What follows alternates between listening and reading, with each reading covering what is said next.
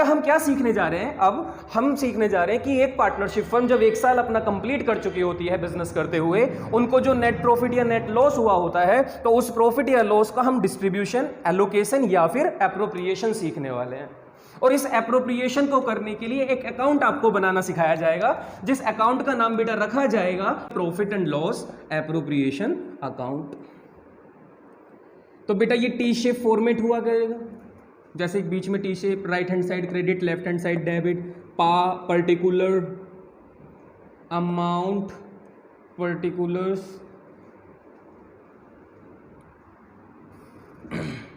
इस तरीके का फॉर्मेट। अब profit and loss appropriation account को किस तरीके से करेंगे, तो बेटा सबसे पहले जो आपको नेट प्रॉफिट मिला करेगा, आप उस नेट प्रॉफिट को लिखा करेंगे।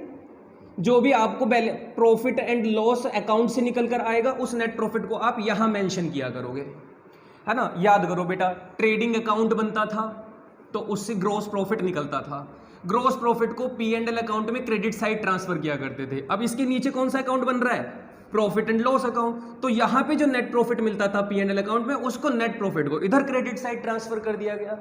या फिर आप बोल सकते हो कि जितने भी प्रॉफिट होते हैं उनका नेचर क्रेडिट का होता है। अब क्रेडिट की किसी चीज को किसी अकाउंट में ट्रांसफर करोगे तो वो उस अकाउंट में भी किधर की तरफ रिकॉर्ड की जाएगी बेटा, क्रेडिट साइड।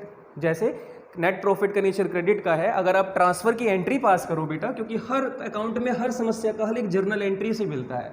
जो आपके पास नेट प्रॉफिट होता है, प्रॉफिट एंड लॉस अकाउंट से नेट प्रॉफिट आता है। नेट प्रॉफिट का नेचर कैसा होता है बेटा, क्रेडिट का होता है, क्योंकि प्रॉफिट के सभी नेचर क्रेडिट के होते हैं। क्यों होते हैं, क्योंकि प्रॉफिट को कैपिटल में ऐड किया जाता है, और कैपिटल का नेचर क्रेडिट का होता है, तो प्रॉफिट का नेचर भी क्रेडिट का होता है। अब आप कहोगे कैपिटल का नेचर क्यों क्रेडिट का होता है, क्योंकि बेटा कैपिटल एक लाइबिलिटी है। आप कहोगे कैपिटल लाइबिलिटी क्यों है, due to business entity principle. तो अगर कैपिटल एक लाइबिलिटी है और लाइबिलिटी का नेचर क्रेडिट का होता है, इसलिए कैपिटल का नेचर क्रेडिट का होता है, इसी वजह से प्रॉफिट को भी क्रेडिट का रखा जाता है।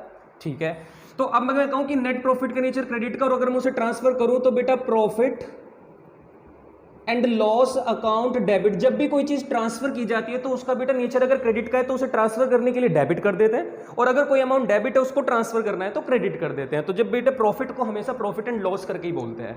अगर उसका क्रेडिट बैलेंस है तो प्रॉफिट बोल देते हैं, या प्रॉफिट एंड लॉस का डेबिट बैलेंस है तो हम उसे लॉस बोल देते हैं। तो हमने लिखा profit and loss account debit to, कहां ट्रांसफर कर रहे हो बेटा, profit and loss appropriation account में।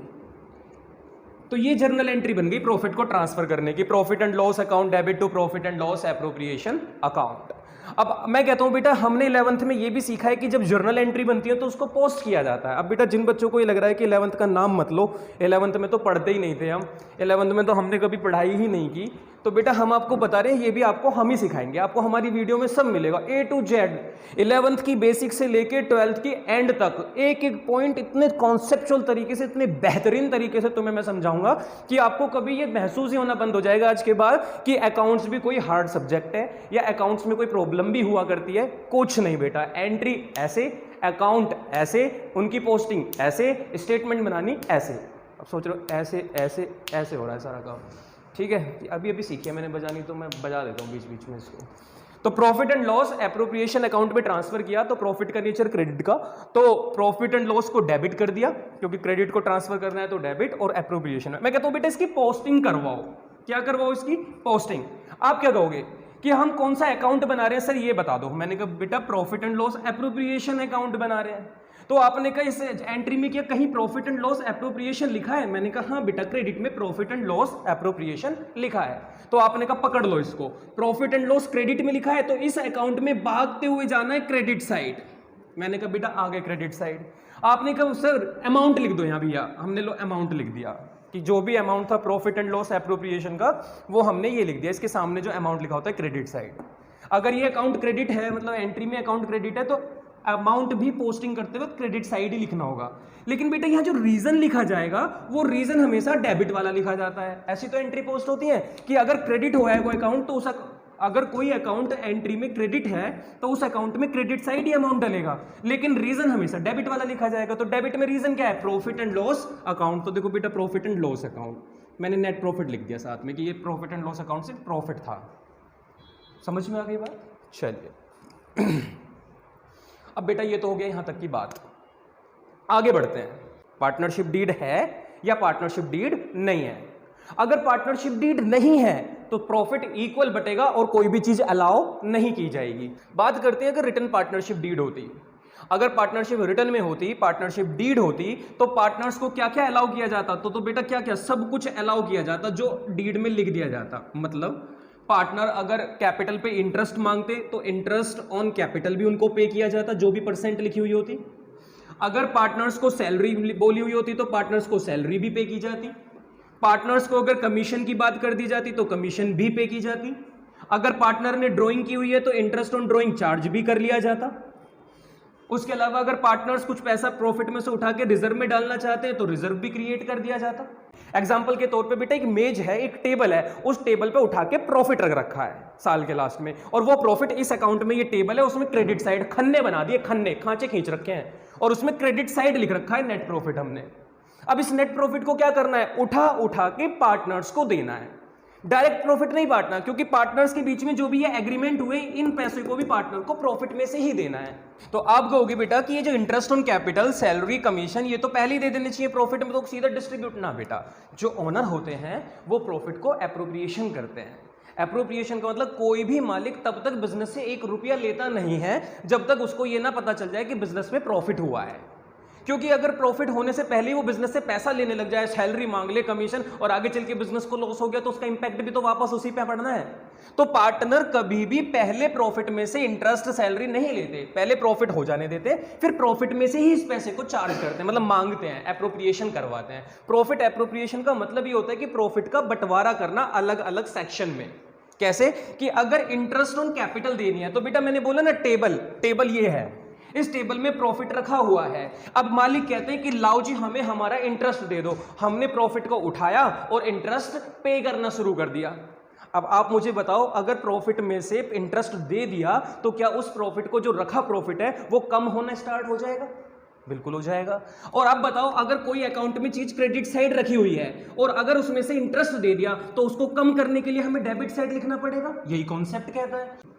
ठीक है, तो भैया ये जो प्रॉफिट रखा हुआ था उसमें से हमने इंटरेस्ट दे दिया, बिल्कुल दे दिया बेटा, इंटरेस्ट पे कर दिया हमने। इंटरेस्ट के बाद अब उनमें से एक पार्टनर कहता है, या दोनों भी कह सकते हैं लेकिन फिलहाल मान लेते हैं एक पार्टनर कहता है कि मैंने बिजनेस में ज्यादा टाइम डिवोट किया है, मैंने अपने इस बिजनेस को ज्यादा समय दिया है, आपसे मुझे इसका मेहनताना मिलना चाहिए, मुझे सैलरी दे दो। हमने कहा ठीक है, प्रॉफिट इतना है कि हम तुम्हें प्रॉफिट भी पे कर सकते हैं। तो क्या किया जाएगा? उस प्रॉफिट में से फिर कोई नोट निकाले जाएंगे गिनके और सैलरी के रूप में दे दिए जाएंगे। अब बताओ, क्या सैलरी देने से भी क्या प्रॉफिट कम होगा? कम होगा। और प्रॉफिट को कम करना है तो क्या सैलरी को भी डेबिट साइड लिखा जाएगा? लिखा जाएगा। तो सैलरीज भी किधर की तरफ लिखी जाती है बेटा? डेबिट साइड लिखी जाती है। ठीक है, तो हमने बेटा सैलरी पे कर दिया। कोई पार्टनर कह रहा है मुझे कमीशन दे दो, तो हमने कहा तुम कमीशन ले लो, हमारा तो प्रॉफिट फिर कम हो जाएगा। इंटरेस्ट ऑन कैपिटल अलाउ कर दिया, सैलरी दे दी, कमीशन दे दी, रिजर्व उठा के रख दिया। अब पार्टनर कहते हैं अब भी क्या टेबल पे कुछ प्रॉफिट बचा हुआ है? इसमें से ये सारे खर्चे करने के बाद क्या कुछ बचा? अगर बचा तो हमारे रेशो में बांट दो। तो जैसे ही ये शब्द बिजनेस के कानों में पड़ते हैं कि अब कोई प्रॉफिट बचा है तो हमें बांट दो, तो बिजनेस कहता है 1 मिनट थम जाओ। मतलब कहते हैं जब तुमने सारे पैसे जो तुम्हारे हक के बनते थे तुमने ले लिए, तो मेरी एक बात सुन लो, तुमने पर्सनल यूज के लिए पैसा निकाला था जिसको तुम ड्राइंग बोलते हो। पार्टनर कहते हैं हाँ हमने ड्राइंग की थी। तो कहते हैं जो ड्राइंग तुमने की थी, मतलब जब तुम पैसा लगाओ तो तुम ब्याज मांगते हो, तो तुमने इंटरेस्ट ऑन कैपिटल हमसे मांग लिया। अब अगर तुमने अपने पर्सनल यूज के लिए पैसा लिया था ड्राइंग, तो क्या तुम उस पर ब्याज नहीं दोगे? कॉन्सेप्ट तो ये बनता है, तुम्हारा और हमारा सब अलग अलग चल रहा है यहाँ पे। तो अगर तुम कैपिटल पे इंटरेस्ट की डिमांड कर रहे हो तो हम भी तो ड्राइंग पे इंटरेस्ट चार्ज करेंगे। तो पार्टनर कहते हैं हाँ हम भूल गए थे क्योंकि हमें देना था, आप ले लो अपना इंटरेस्ट ऑन ड्राइंग। और जैसे ही इंटरेस्ट ऑन ड्राइंग बिजनेस को दिया जाता है तो बिजनेस के पास जो वापस कुछ पैसे नोट लिए जाते हैं और उस प्रॉफिट पे रख दिए जाते हैं। तो इंटरेस्ट ऑन ड्राइंग आने से प्रॉफिट वापस इंक्रीज हो जाता है। और अगर मुझे कोई चीज बढ़ानी है तो मुझे वो उसे किधर की तरफ लिखना चाहिए? इसी के नीचे लिखना चाहिए। तो इस वजह से बेटा interest on drawings credit side लिख दिया जाता है। जिन भी पार्टनर्स ने ड्राइंग की होगी उनसे इंटरेस्ट ऑन ड्राइंग वापस ले लिया जाएगा। अब कहता है अब कर लो कैलकुलेशन। अब जो भी तुम्हारा प्रॉफिट निकलता है यहाँ पे प्लस माइनस करके, इधर की साइड का ज्यादा है तो उसमें से दोनों तरफ यही अमाउंट लिखना होता है बेटा, क्योंकि बेसिक रूल है डेबिट क्रेडिट बराबर चलेंगे तो बैलेंस कर देते हैं। अब जो भी ये प्रॉफिट बचा उसको पार्टनर्स के बीच में उस प्रॉफिट को ट्रांसफर कर दिया जाएगा पार्टनर्स के बीच में। अब मैं ए और बी मान रहा हूं तो बेटा ए और बी के अकाउंट में मतलब उनकी कैपिटल में इस पैसे को जोड़ दिया जाएगा।